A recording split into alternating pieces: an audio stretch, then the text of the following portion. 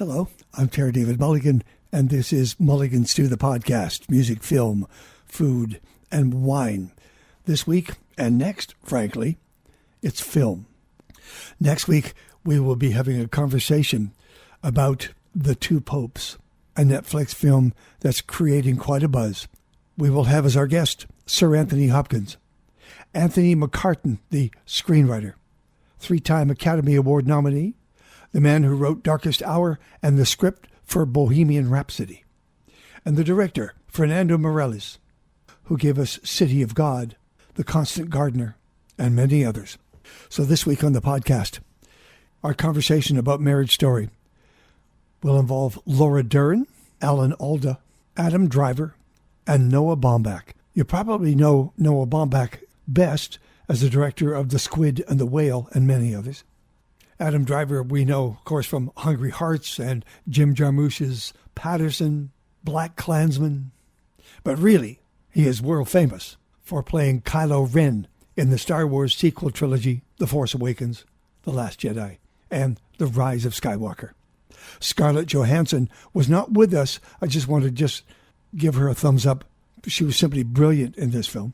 Laura Dern plays her lawyer, Nora Fanshawe, and Alan Alda plays a crusty old lawyer, Bert Spitz. Marriage Story begins with Scarlett and Adam's characters talking directly to the camera about their marriage and about themselves.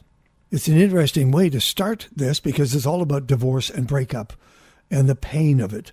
Actually, there is a lot of humor in there because it's a Noah Baumbach film. It's his script. He was going through divorce himself. This is not a date movie, but it's a really good movie to go and see if you want to just smarten yourself up and watch actors do their best work in years. This cast is totally award-worthy.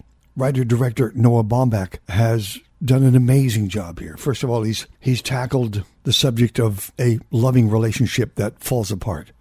It also affects the son that they have. Scarlett Johansson plays Nicole, and Charlie is played by Adam Driver. And here's the magic that Noah Baumbach brings. It's painful. It pulls at your heart because you can see yourself in this situation. Some of us have been through this situation, but there's also sweetness and some truly funny moments. There's also a loving relationship. You remember what the kind of relationship that they had. They loved each other. Even as the marriage falls apart, they still love each other. And that's what you're experiencing through the script and the acting of this amazing film called Marriage Story. And one other element, the lawyers involved are played by Alan Alda, Laura Dern, and a rather nasty Ray Liotta. So Netflix was kind enough to gather Laura Dern, Alan Alda, Adam Driver, and Noah Baumbach in New York. And myself and other journalists from across America and Canada got into the room, had a chance to have a conversation with them. Not everybody got to ask a question, but I did, and I'm really thrilled about that. Here's a press conference conversation with Laura Dern, Alan Alda, Adam Driver, and director, screenwriter, Noah Baumbach. All right, who would like to kick us off with the first question? Hi, Chuck the movie guy, world-renowned film critic, all-around nice guy. This is for you, Noah. I actually forgot I was watching a movie. I actually forgot they were actors. You thought you were home. I thought I was home. And at one point, the camera then, after Scarlett was just spilling her soul, it then cut to Laura, and I just like, it took me out of it right there at that moment. I was wondering, did you ever think about shooting it a different way other than doing these long camera takes? You know, when you have actors like this, you have the luxury to, I find, to let them exist in the space. The space is also an important part of the movie, as it's referenced throughout. The space in Los Angeles, but also the space, the space between people. And I found it was a way to visually, on one hand, to let the actors really have their own rhythm and momentum. I mean, we rehearsed these scenes exhaustively, and they're all very blocked out. But to your point, when you do cut, or when you go into close-up after being sort of in the room and letting them breathe, but when you do cut, it has another meaning, I find, than, if you're cutting throughout a scene, it's, that's fine. It might be right for some scenes, but it then I find it can have, it has a whole new impact. I always think of, I remember watching Vertigo, the Hitchcock movie, and it's early on in the movie, and Jimmy Stewart's he's trying to prove to Midge, his friend, that he's fine with the vertigo, and he's going up and down. He's like showing her up and down. He's sort of flaunting it on a step stool, but then he's near a window and he looks out the window, and of course he gets the vertigo. And they cut, and you realize it's the first time there's been a close-up in the whole movie, and it blows your mind. And it's just a close-up. And something that Robbie Ryan, who shot the movie, that he and I talked a lot about, was sort of the meaning of a close-up. And when you have these actors and these faces and this internal life that they're bringing, it's one of those things where a close-up can feel like the most interesting, greatest shot in a movie ever, and it's just somebody's face. Buenos dias and happy Sunday. I'm Maria Salas from Miami, TNT. I wanted to ask you, Noah and Adam, how important was that introduction? And was it shooting like a movie within a movie, that we had to learn how these characters love each other and become intimate with them in order to understand the rest of the film? And number two, for Adam, your hands are still in my throat at that scene where you said, Dad, I wish you were dead. So all of us who have gone through divorce have had that moment, and how climatic that was. So those are my questions. Well, it's a good way to describe it in a way. It is almost a movie within the movie, the beginning. And we shot it differently also than we shot the rest of the movie. It's all handheld, that portion of it. And I think, part of our feeling was that, it's these sort of ordinary moments that often go unnoticed during a day, and what makes them extraordinary is that somebody who loves you is pointing them out, that they see you. And what it also set up, I felt, for the movie was that, these ordinary moments don't go away, even though circumstances change. It's still our days, and it's still true of these people, no matter what, even in that scene that you're referencing. So, as when I was writing it, and then when we shot it, it provided a lot for the movie. It not only told you about the characters, told you in a kind of introductory way about the marriage, but it also introduced music themes, Randy Newman's score, that's going to return later. I think that way, when the score does return later, it almost becomes the audience's memory as well, because you associate it with that time too. So it really did give us a lot of opportunity and story and character that was going to continue for the rest of the movie. It was intense. We shot it over the course of 2 days. We realized that on the second day,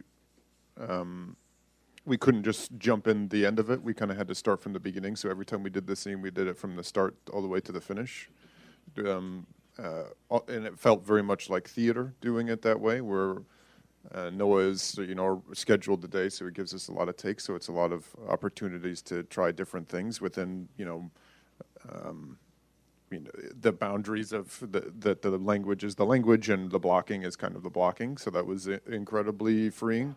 But with this, I think that all of, and this has kind of been my stock answer, but that's the best way I can describe it, is that there's always scenes in a movie where you dread in the schedule, and they always seem like they're too soon for one reason or another, if it's physically exhausting or emotionally exhausting, and they all seem too soon in the schedule. And every scene in this movie kind of felt that way to me. Even ones that seemed pretty innocuous, always took on a new meaning when you were with great actors, or you're saying the language and having to mean it out loud. Then it obviously just takes over. So that one was really difficult, but more just because It was longer, you know. It was 10 or 11 pages. I can't remember how. But they all kind of felt like, you know, Halloween was, you know, emotional. Reading the letter was emotional, but those were just shorter scenes. So, I mean, but it was more exhausting. But you're not really thinking about it. You're not having it like a. I wasn't analytical when we were doing it. That's the thing that I like of this. There's conscious decisions that you've made, and then there's the unconscious that you have to kind of let go when you're shooting it. So it didn't really hit me until later when it's over. You know, I don't think even the movie doesn't really hit you until later when it's over and people ask you about it. Then suddenly you're forced to be analytical about it in the way that you're not when you're making it. All right. Next question on this side. Terry Mulligan, Vancouver. Mulligan Stew. Let's get the lawyers involved here for a second. You tell Nicole that what the meeting in your office represents is hope. But let's talk about the whole legal side of this, which many people in this room have had to deal with, or will deal with, or will think about dealing with. What do those lawyers represent to us and to the story? You want to hear from both lawyers? Would you like to start, Alan? No, you please go ahead. I'll copy your answer.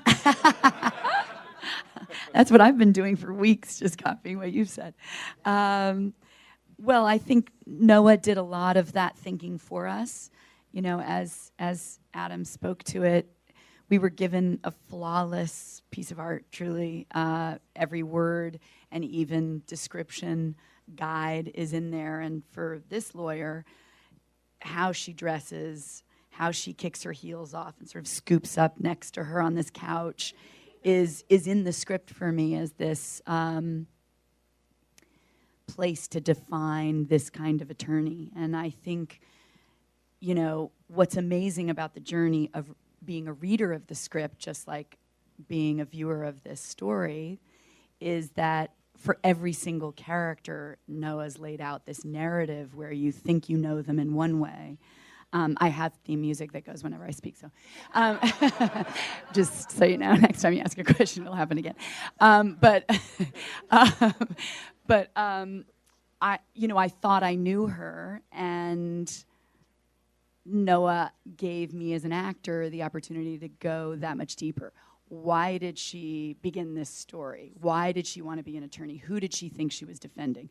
We sort of learned that later in the monologue. And just then when I sort of, with some resentment, because as you said, we've all had our sides of knowing these lawyers, I felt that she was the hero and the muse of, finding someone's voice for them and allowing them to be heard and protected. He gave us the end scene opportunity where I was like, oh my God, it's all about her. And I had sort of forgotten that even as the actor. And it's just so gorgeous because he really summed up family law in a pretty remarkable way on this side of things. You can ask the compassionate side of the story to my right. Well, I had a similar experience Noah had in the script, how my character took off his heels and squinched up on the couch. Red also? Well, I kind of ignored that for the most part. But this character, it seems to me, is an interesting example, sort of halfway between the rapacious lawyers and the people who want to be protected by ethical behavior. Not just ethical behavior, but some sense of fairness. And the interesting, like Adam, I wasn't, I didn't intellectualize the character. I didn't analyze it. I never do that much. I try to find a way to convey who the person is that goes beyond what you can put into words. Otherwise, it's an essay. It's not a performance. But I was therefore continually learning who the guy was. Right in the middle of shooting, I said to Noah one point, "Oh, I think I get who this guy is." And he kind of laughed because we were halfway through the shoot. But he has the best intentions, but is sort of incompetent to match up against the rapacity of really rough lawyers who'll do anything. And I think the movie is a really good roadmap for people who are contemplating divorce, because this is some of the worst you can come up against, and it's out of your control. It's tragic in that regard. The divorce industry, which I think is many billions of dollars big, is stacked against you if you enter into that arena. So I sort of found myself playing the guy halfway between the worst and the best, or the best with the best intentions. Next question, this side. Hi, Mark Isa from Reel to Reel from Massachusetts. Noah, the casting is impeccable. It's impeccable casting. Mr. Alda, your career, I've seen you on Broadway for years. Miss Dern, every performance you do, I've interviewed both your parents, and they're spectacular, and you're such an asset, and everything I see you in is fabulous. And Mr. Driver, I'm just totally impressed watching you. I do think, as people have been saying, you are the new Brando, watching you on the screen. Brando should live so long. I know. But my question is for Noah. As I said, the casting is impeccable. When you were writing... And me? Yeah. Oh, no, you're wonderful. You're wonderful. I love Squid and the Whale. It's one of my favorites. Follow the new Brando. No, I know. I'm sorry. But I do want to know about your casting. Did you write with these people in mind, or were the characters written and then we went to casting? In many cases with this movie, Adam and I, Mr. Brando and I have been working. I discovered Marlon Brando in a movie called Francis Ha. But Adam, this is our fourth movie together, so we've been in a conversation. We're always talking about what we might do next. And so when I was kind of circling what became this movie, Adam and I were already talking about it. And he was very much inside it for me and from the beginning. And then Scarlett, I went to as well. I knew her a little bit, and I reached out to her and said, I think maybe this is something we could do together. And we had lunch, and the first thing she said to me is, I'm sorry, I'm late. I was on the phone with my lawyer because I'm getting a divorce. And I thought, shit. So that's like then immediately going to, well, who else could we go to? And then, but to Scarlett's credit, it was a reason to do the movie, and you see it, you see what what she's doing is so honest and close to her, and Laura also I've known, and I think it even came as a surprise to us that we hadn't worked together before, and I brought her this idea as well and this character, and she was just a great friend and collaborator and sounding board for ideas and things, both, really with all the actors, we talked about our lives, and it didn't even have to do with divorce necessarily, just relationships, love. Alan, I'd never actually seen before in anything. This is a total discovery for me. I think I got a letter from you addressed to Dear Occupant. Yeah.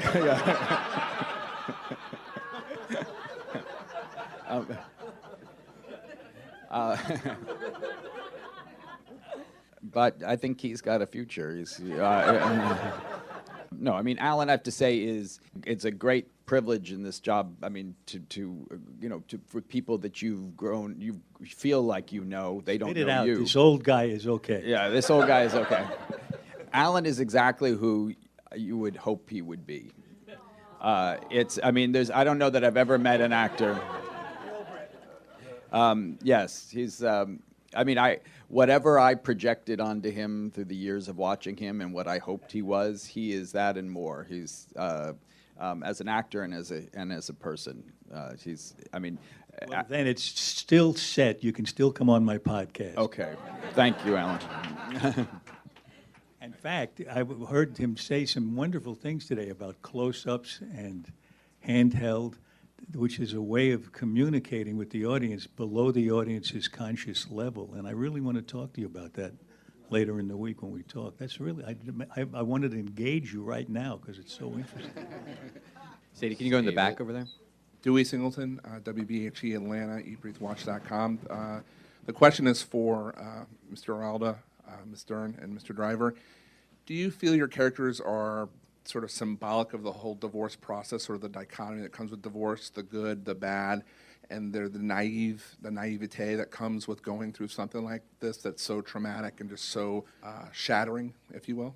I don't know how symbolic the characters are. I think they're drawn from life experiences. And Noah has told me, and Noah can speak for himself, but he's told me it wasn't his own personal experience that led to the depiction of these characters. It was people he knows very well who told him stories that there's actual lines of dialogue in the movie that come from Noah's experience in life and the experience of others.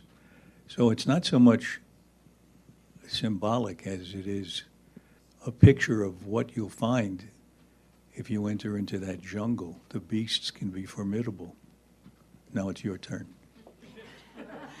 I too would speak to how Noah's collected all our stories, as he said, from love stories to breakups to divorces, from the child perspective, from one of the adult perspectives. But what holds, and I'm only speaking as an audience for me, that I think is captured in each of our characters' journeys, is that it is extraordinary to find two people on a path that have their own trajectory, and he's allowed this antagonist to kind of take a hard left turn away from where you think you're going. And the tragedy, which I think people can only realize once they've been through it, is that the child is the forgotten part of the story.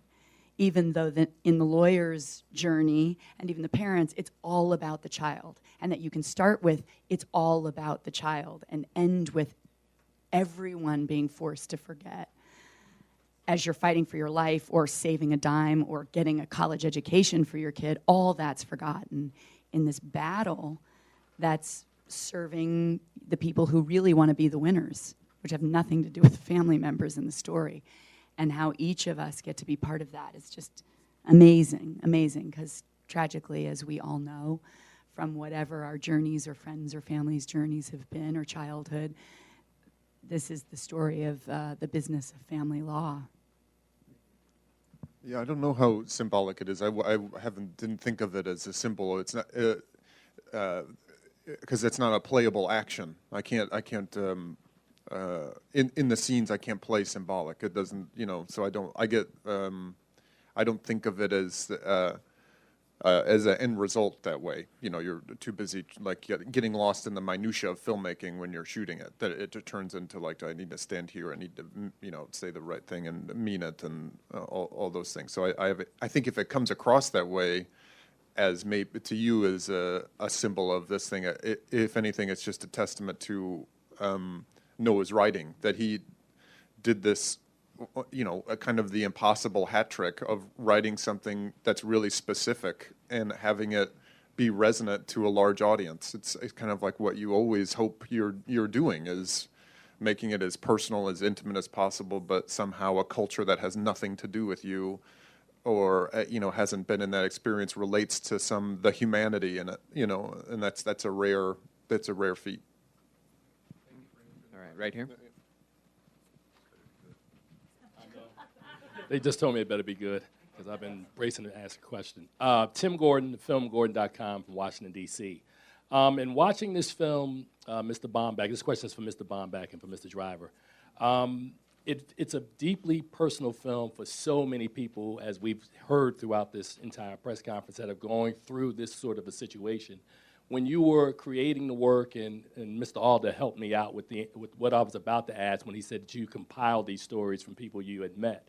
Were you cognizant to write the story, or when you were creating the screenplay, to write it in a way that it sort of balanced out both stories so that one wasn't vilified versus the other? And for you, Mr. Driver, in playing it, to me, part of what the frustration of what I got from watching the film is because we think about black and white in relationships, that something obvious has to happen a lot of times when you have breakups. It feels like instead of black and white, this film lives a lot in the gray. So were you frustrated, or were you able to pull from your own personal experience, from anything that had happened to you, to deal with the frustration that it seems your character is going through in the middle of this film?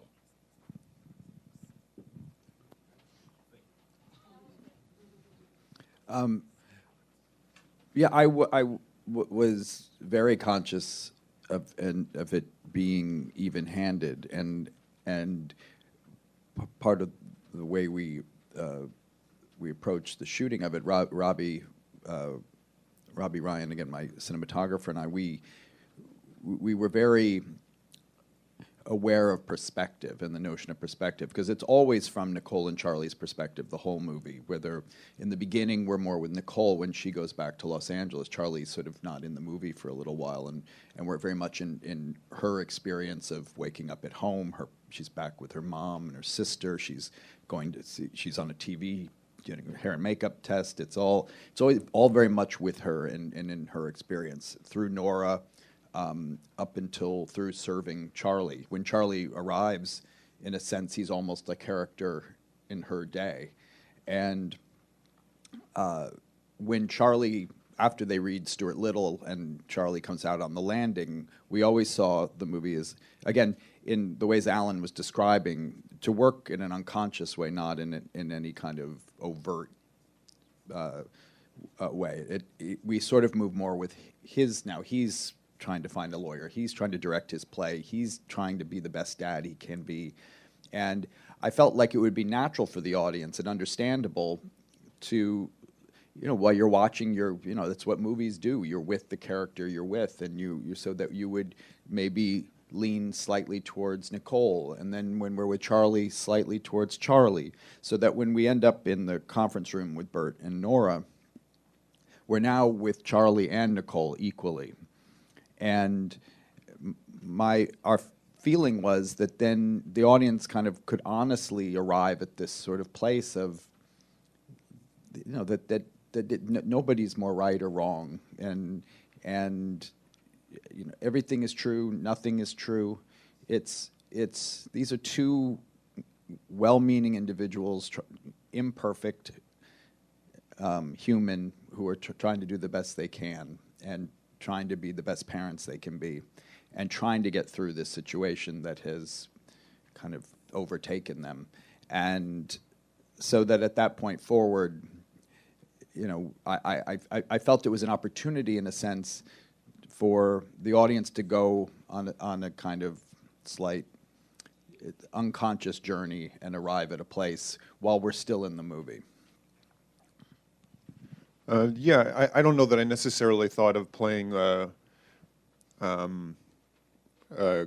I mean, there is ambiguity in it, which I think is a testament to the writing again. That I feel like that's more true to life. Often we don't live in a genre. It's not it's things aren't always centered around an obvious climactic thing. And with everything, you bring your personality to it, or you try to make everything personal, regardless of what it is. I'm a child of divorce. I don't think that necessarily has to be a prerequisite to play that character, though. Because if anything, you could have been in love and still understand it, and not. It's not even really my job to have a feeling. It's to convey feeling, or to tell the story, and for the audience to have a feeling. It's not. So I don't remember specifically thinking about.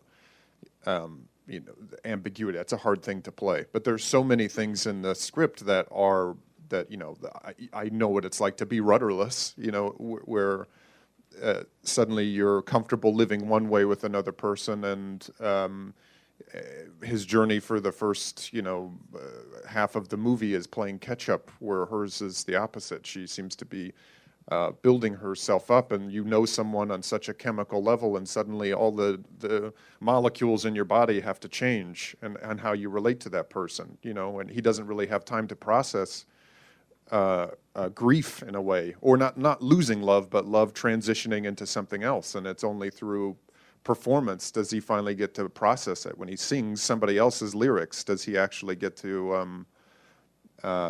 So it was things like that. Noah has filled the script with a lot of things that are easy to make personal, even though they're not always centered around the divorce, if that makes sense.